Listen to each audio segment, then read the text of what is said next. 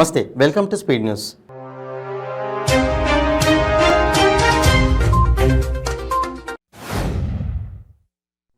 తెలంగాణలో కాంగ్రెస్ పార్టీ బురద రాజకీయం చేస్తోందని మండిపడ్డారు మంత్రి జగదీష్ రెడ్డి. రాష్ట్రంలో వరదల నష్టం మీద కేంద్రాన్ని ప్రశ్నించాల్సిన కాంగ్రెస్ పార్టీ నాయకులు బీజేపీ తొక్క పార్టీల మాదిరిగా వ్యవహరిస్తున్నారని ఆయన మండిపడ్డారు. చందానగర్ పోలీస్ స్టేషన్ పరిధిలోని ఓ నగర దుకాణంలో చోరీ జరిగింది. చందానగర్ గాంధీ విగ్రహం వద్ద ఉన్న ఫుక్రజల్ లాల్ చంద్ జ్యువెలరీ షాప్లో చోరీ జరిగింది. నగల దుకాణానికి ఆనుకొని ఉన్న వస్త్ర దుకాణం గోడకు కన్నం వేసి నగల దుకాణంలోకి దుండగులు ప్రవేశించారు. శంషాబాద్ ఎయిర్పోర్ట్లో కస్టమ్స్ అధికారుల తనిఖీలలో బంగారం పట్టుబడింది. 42 లక్షల విలువ చేసే 701 గ్రాముల బంగారాన్ని స్వాధీనం చేసుకున్నారు. దోహా నుండి హైదరాబాద్ వచ్చిన ప్రయాణికుడు బంగారాన్ని పేస్ట్గా మార్చి క్యాప్సిల్స్లో నింపి శరీర అంతర్భాగంలో దాచుకుని వచ్చాడు. తెలుగు రాష్ట్రాల మీదుగా మరో వందే భారత్ ఎక్స్ప్రెస్ ట్రైన్ పరుగులు పెట్టనుంది. హైదరాబాద్ కాచిగూడ రైల్వే స్టేషన్ నుంచి కర్ణాటకలోని యశ్వంతపురంకు ఈ ట్రైన్ నడవనుంది.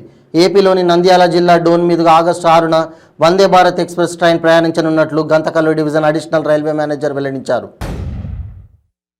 విద్యుత్ ఉద్యోగుల సమస్యలను పరిష్కరించకపోతే ఉద్యమం ఉధృతం చేస్తామని విద్యుత్ ఉద్యోగుల జేఏసీ నాయకులు స్పష్టం చేశారు.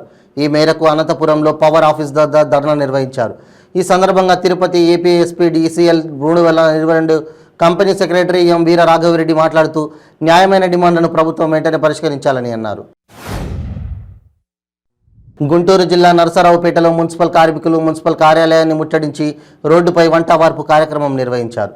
ఈ సందర్భంగా పలువురు మాట్లాడుతూ మున్సిపల్ ఆప్కాస్ సిబ్బందిని పర్మనెంట్ చేసి సమాన పనికి సమాన వేతనం ఇవ్వాలని డిమాండ్ చేశారు. కడప కమిషనర్ సూర్యసాయి ప్రవీణ్ చంద్ను బదిలీ చేయించాలని వైసీపీ నేతలు కుట్ర పన్నుతున్నారని టీడీపీ పోలిట్ బ్యూరో సభ్యులు శ్రీనివాసరెడ్డి అన్నారు. కడప నగరంలో విలేకరుల సమావేశాన్ని నిర్వహించారు. అవినీతికి అడ్డొస్తున్నాడని కమిషనర్ను బదిలీ చేయించేందుకు వైసీపీ నేతలు కుయుక్తులు పన్నుతున్నారని అన్నారు.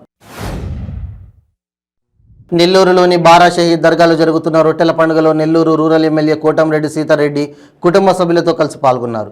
సతీమణి కుమార్తె మనవరాలితో కలిసి దర్గాకు చేరుకున్న కోటంరెడ్డికి దర్గా కమిటీ సభ్యులు స్వాగతం పలికారు.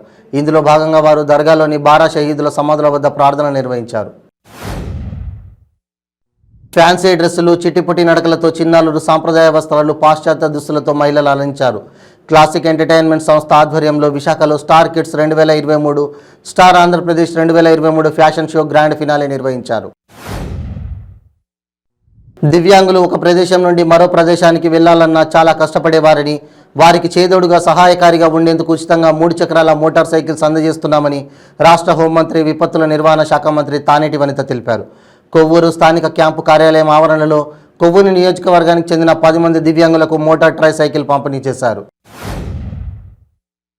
కోడికత్తి శ్రీను కేసును విశాఖపట్నం NIA కోర్టుకు బదిలీ చేస్తూ ఉత్తర్వులు జారీ అయ్యాయి. కేసు విచారణ ఆగస్టు 8కి వాయిదా పడింది. కోడికత్తి శ్రీను తరపు న్యాయవాది గగన సింధు మాట్లాడుతూ కేసులో 80% వాదనలు పూర్తయిన తర్వాత మరో ప్రాంతానికి బదిలీ చేయడం దారుణమని అన్నారు. సంగారెడ్డి జిల్లా సదాశివపేట కూరగాయల మార్కెట్ నుంచి అర్ధరాత్రి 8 బాక్సుల టమాటా చిక్కుడుగాయల బస్తాలు చోరీకి గురయ్యాయి. షాపు జాలిని విరగొట్టి మరీ టమాటాలను దొంగలించారు. ఏలూరు జిల్లాలో అక్రమ రవాణా చేస్తున్న గంజాయి ముఠాలను పోలీసులు అరెస్ట్ చేసినట్లు SP మేరీ ప్రశాంతి తెలిపారు. మాదక ద్రవ్యాల వినియోగం మరియు అక్రమ రవాణాలపై ప్రత్యేక నిఘాను ఏర్పాటు చేసి నాటుసారాయి మాదక ద్రవ్యాల రహిత జిల్లాగా మార్చేందుకు చర్యలు చేపట్టినట్లు తెలిపారు. 2024 ఎన్నికలలో వైసీపీ పార్టీ నుండే పోటీ చేస్తానని ఎమ్మెల్యే అన్నా రాంబాబు స్పష్టం చేశారు. తనను వ్యతిరేకిస్తున్న వర్గానికి ఘాటైన హెచ్చరిక చేశారు. ప్రకాశం జిల్లా గిద్దలూరులో వైసీపీ ఎమ్మెల్యే అన్నా రాంబాబు పుట్టినరోజు వేడుకలు ఘనంగా నిర్వహించారు. ఈ సందర్భంగా ఏర్పాటు చేసిన సభలో ఆయన మాట్లాడుతూ రాజకీయాల్లోకి వచ్చి ఆస్తులు వ్యాపారాలు కోల్పోయాయన్నారు. రాజకీయ ఎదుగుదల కోసం NTRని వంచిన చంద్రబాబు లక్ష్మీపార్వతిని అడ్డుపెట్టుకుని NTRకు ద్రోహం చేసి సీఎం పదవిని దక్కించుకోలేదా అని ప్రశ్నించారు ప్రభుత్వ chief whip Gadikota Srikanth Reddy. TDP నేత చంద్రబాబుపై తీవ్ర స్థాయిలో ధ్వజమెత్తారు. ఇంద్రకీలాద్రి గిరి ప్రదక్షిణ పురస్కరించుకుని రాష్ట్ర ఉప ముఖ్యమంత్రి కొట్టు సత్యనారాయణ అమ్మవారిని దర్శించుకున్నారు. గిరి ప్రదక్షిణకు హాజరైన భక్తులకు ఎలాంటి ఇబ్బందులు తలెత్తకుండా అన్ని చర్యలు అధికారులు చేపట్టారని తెలిపారు. ఏలూరు జిల్లా నూజివీడు ఐక్య క్రిస్టియన్ సమాఖ్య ఆధ్వర్యంలో నూజివీడు పట్టణంలో 2000 మంది క్రిస్టియన్ల భారీ ర్యాలీ నిర్వహించారు.